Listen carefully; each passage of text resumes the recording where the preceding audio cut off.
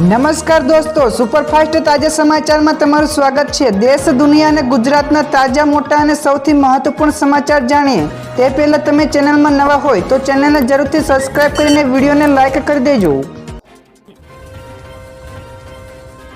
સૌથી પહેલા દોસ્તો આપણે વાત કરીએ તો રાજ્યમાં અતિભારે વરસાદની આગાહી। હવામાન વિભાગ દ્વારા ફરી એક વખત રાજ્યમાં ભારેથી અતિભારે વરસાદની આગાહી કરી છે। તો સાયક્લોનિક સર્ક્યુલેશન સિસ્ટમ સક્રિય થતા વરસાદની આગાહી કરાઈ છે।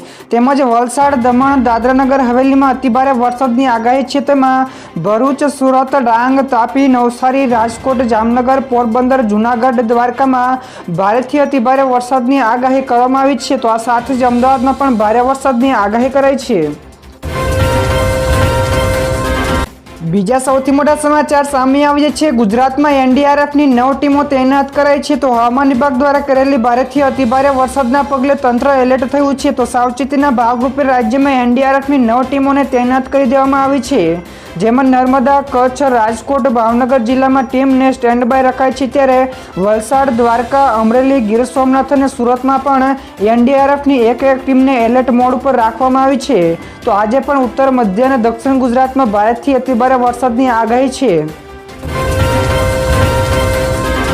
આગળ દોસ્તો વધુ એક સૌથી મોટા સમાચાર સામે આવ્યા છે। માણાવદરમાં મુશળધાર વરસાદ। તો એક જ રાતમાં 10 ઇંચ કરતાં વધારે વરસાદ નોંધાયો છે। તો રાજ્યના મોટાભાગના વિસ્તારોમાં ભારે વરસાદના પગલે જનજીવન અસ્તવ્યસ્ત થઈ ગયું છે। ત્યારે જૂનાગઢના માણાવદરમાં એક જ રાતમાં 10 ઇંચ કરતાં વધારે વરસાદથી તબાહીના દ્રશ્યો જોવા મળ્યા હતા। તો નીચાણવાળા વિસ્તારોમાં પાણી ભરાઈ ગયા હતા અને પહેલા જ વરસાદે સરલા ડેમ ઓવરફ્લો થયો છે। તો આ સિવાય રસ્તાઓ પર નદીઓ વહેતી થઈ હોય તેવા દ્રશ્યો જોવા મળ્યા હતા। તો જૂનાગઢમાં પણ 8 ઇંચ જેટલો વરસાદ ખાબક્યો હતો। ત્યાર પછી ફટાફટ દોસ્તો આગળના બીજા સૌથી મોટા સમાચાર। મેઘરાજાનું રૌદ્ર સ્વરૂપ। તો આ જિલ્લાઓમાં હજુ પણ રેડ એલર્ટ છે। તો ગુજરાતના સૌરાષ્ટ્ર અને દક્ષિણ ગુજરાતમાં ભારે વરસાદ વરસી રહ્યો છે। ત્યારે ભારે વરસાદના પગલે રસ્તાઓ બેટમાં પણ ફેરવાઈ ગયા છે। ત્યારે હવામાન વિભાગ દ્વારા ફરી એક વખત આગાહી કરી છે। જેમાં સૌરાષ્ટ્ર અને દક્ષિણ ગુજરાતમાં અતિભારે વરસાદ પડી શકે છે। તો જેના કારણે રેડ એલર્ટ આપવામાં આવ્યું છે। જો કે મેઘરાજા સવારથી જ સૌરાષ્ટ્રમાં પણ ભૂકા બોલાવી રહ્યા છે। ત્યારબાદના બીજા સૌથી મહત્વપૂર્ણ સમાચાર। 10,000થી વધુ ખેડૂતોને મળશે સહાય। જી હા દર્શક મિત્રો, રાજ્ય સરકાર દ્વારા માર્ચ અને મે મહિનામાં ગુજરાતમાં પડેલા કમોસમી વરસાદના કારણે જે ખેડૂતોને નુકસાન ગયું હતું તેને સહાય ચૂકવવાની શરૂઆત કરી દીધી છે। તો સરકાર 10,000થી વધુ ખેડૂતોને સહાય ચૂકવશે। તો માર્ચ 2024માં સાબરકાંઠા, મહેસાણા, ખેડા અને અરવલ્લી જિલ્લાઓમાં 9,674 જેટલા ખેડૂતોને કમોસમી વરસાદની સહાય ચૂકવવામાં આવશે। જ્યારે આ સિવાય મે મહિનામાં સુરત અને વલસાડ જિલ્લાના ખેડૂતોને પણ વધુ નુકસાન ગયું હતું। તો નર્મદા, સુરત અને વલસાડ જિલ્લાના પણ 1369 જેટલા ખેડૂતોને સહાય ચૂકવવામાં આવશે। ત્યાર પછી દોસ્તો બીજા સૌથી અગત્યના સમાચાર। આવનારા 5 દિવસ સાચવજો ગુજરાતીઓ। જ્યાં દર્શક મિત્રો, ગુજરાતમાં આવનારા 5 થી 6 દિવસ ભારેથી અતિભારે વરસાદની આગાહી છે। તો દક્ષિણ અને ઉત્તર ગુજરાતમાં આ તરફ સાયક્લોનિક સર્ક્યુલેશન સક્રિય થયું છે, જેથી ધોધમાર વરસાદ વરસી શકે છે। તો જૂન મહિનામાં સરેરાશ 4 ઇંચ જેટલો વરસાદ વરસી ચૂક્યો છે। તો 2 દિવસ સાર્વત્રિક વરસાદની આગાહી છે। તો અંબાલાલ પટેલે પણ આગાહી કરી છે। તેમાં સાયક્લોનિક સર્ક્યુલેશન અને લો પ્રેશર સિસ્ટમના કારણે જુલાઈમાં પણ અતિભારે વરસાદની આગાહી છે। તેથી 5 થી 12 જુલાઈ સુધીમાં પણ ભારેથી અતિભારે વરસાદ રહી શકે છે। આગળ દોસ્તો વધુ એક સૌથી મહત્વપૂર્ણ સમાચાર મળ્યા છે। જૂનાગઢમાં આજે શાળાઓમાં રજા જાહેર। તો ભારે વરસાદના પગલે જૂનાગઢ જિલ્લામાં આજે શાળાઓમાં રજા જાહેર કરવામાં આવી છે।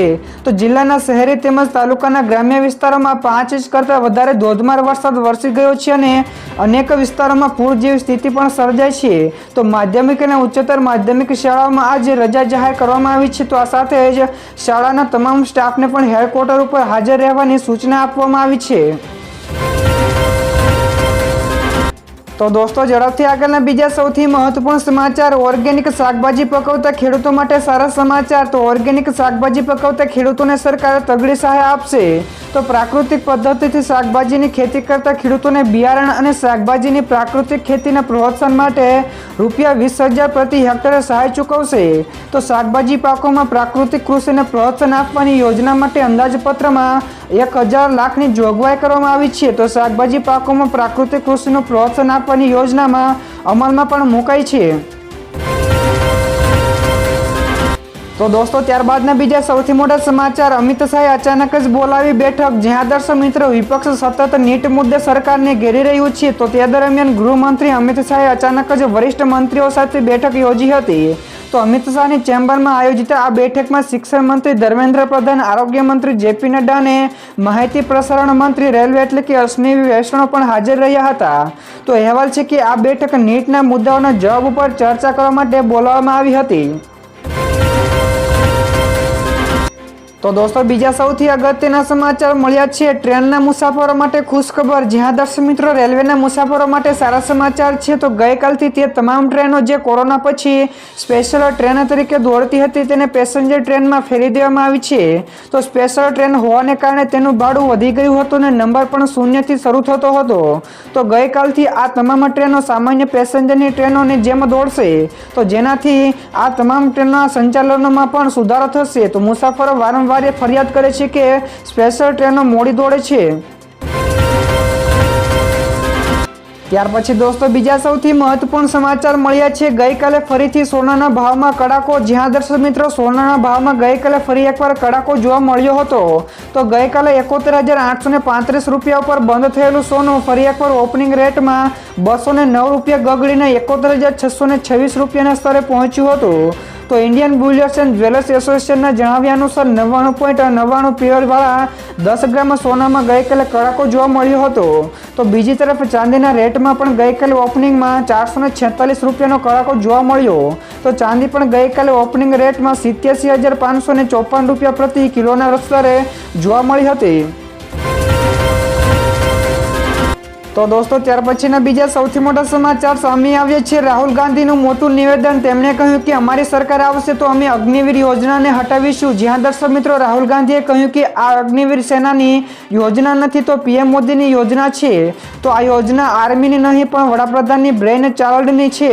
તો આના ઉપર રાજનાથસિંહે બીજી વખત ઊભા થયા અને કહ્યું કે વિપક્ષના નેતાને ગૃહને ગેરમાર્ગે દોરવું જોઈએ નહીં. તો રાજનાથસિંહના નિવેદન ઉપર રાહુલ ગાંધીએ પણ કહ્યું કે સ્પષ્ટ છે કે તેઓ એટલે કે ભાજપ અગ્નિવીરને પસંદ કરે છે અને તમે તેનું ધ્યાન રાખો. તો અમારી સરકાર આવશે ત્યારે અમે અગ્નિવીરને હટાવીશું.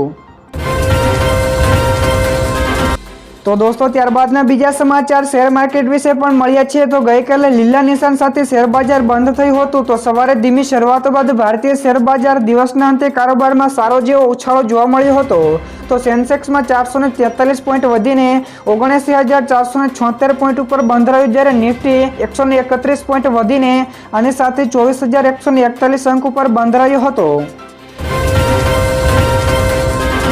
તો દોસ્તો આગળ વધુ એક સૌથી મોટા સમાચાર સામે આવ્યા છે. રાહુલ ગાંધીએ કહ્યું કે લખી લો કે આ વખતે ભાજપને ગુજરાતમાં હરાવીશું. તો સંસદમાં રાહુલ ગાંધીના ભાષણ દરમિયાન હંગામો થયો હતો. તો આ દરમિયાન રાહુલ ગાંધીએ કહ્યું કે આ વખતે ગુજરાતમાં અમે તેમને હરાવીશું અને એવું લેખિતમાં પણ લખી લો. તો તેમણે વધુમાં કહ્યું કે જ્યારે હું ગુજરાતમાં ગયો ત્યારે ટેક્સટાઇલ ઉદ્યોગોના લોકોએ મને કહ્યું કે જીએસટી અબજોપતિનો માર્ગો મોકળો કરવા માટે લાવવામાં આવ્યો છે. તો કોઈએ પૂછ્યું કે શું આપણા ઉપર ગુજરાતમાં જવું જોઈએ. તો રાહુલ ગાંધીએ પણ કહ્યું કે હું જાઉં છું. તો દોસ્તો આ સિવાયના બીજા સમાચારની આગળ આપણે વાત કરીએ તો જૂનાગઢમાં આવ્યું પૂર. નીચાણવાળા વિસ્તારોને એલર્ટ કરાયા છે. તો જૂનાગઢના માળિયા હાટીનામાં અવિરત વરસાદ વરસી રહ્યો છે. તો પૂરના પાણીમાં 5 ફૂટની શિવલિંગ અંદર ડૂબી ગયું છે. તો માળિયા હાટીનાના ગામમાં પણ નીચાણવાળા વિસ્તારોમાં પણ પાણી ભરાઈ ગયા છે. તો મેઘલ નદી, લાઠો દરિયા, પાંદરવામાં પણ પૂર આવ્યું છે. જે અંગે જૂનાગઢ કલેક્ટર દ્વારા લોકોની અપીલ કરવામાં આવી છે કે ભારે વરસાદના કારણે હાલ ઉબેણ નદી પણ બે કાંઠે વહી રહી છે. તો આથી હેઠવાસના ગામોને પણ એલર્ટ કરવામાં આવ્યા છે.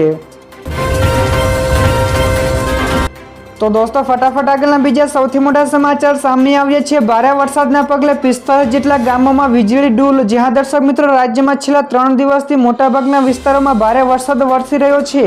તો ભારે વરસાદના પગલે લોકોના જનજીવન ઉપર માઠી અસર જોવા મળી છે. તો બીજી બાજુ 215 કરતાં વધારે તાલુકાઓમાં વરસેલા સાર્વત્રિક વરસાદના કારણે પંચાયત હસ્તકના 30 જેટલા રોડ અસરગ્રસ્ત થયા છે. ત્યારે 45 કરતાં વધારે ગામોના વીજ પુરવઠાને પણ વરસાદના કારણે અસર થવા પામી છે. તો ગઈકાલે અમદાવાદમાં પણ ભારે વરસાદ વરસ્યો હતો. ત્યારબાદના બીજા સમાચાર જોઈએ તો ડુંગળીની આવકમાં થયો ઘટાડો, ભાવ 70 થી 80 રૂપિયા પહોંચશે તો ડુંગળીના ભાવમાં ફરી એકવાર વધારો નોંધાઈ શકે છે. તો બજારમાં ડુંગળીની આવક ઘટતા બજારમાં તેની કિંમત પ્રતિ કિલોએ 50 રૂપિયા સુધી પહોંચી છે અને ચોમાસાને ધ્યાનમાં રાખીને તેમજ અન્ય પ્રાંતમાંથી ડુંગળીની આવક બંધ થતાં બજારમાં તેનો ભાવ 70 થી 80 રૂપિયા પ્રતિ કિલો સુધી પહોંચે તેવી શક્યતા વ્યક્ત કરવામાં આવી છે.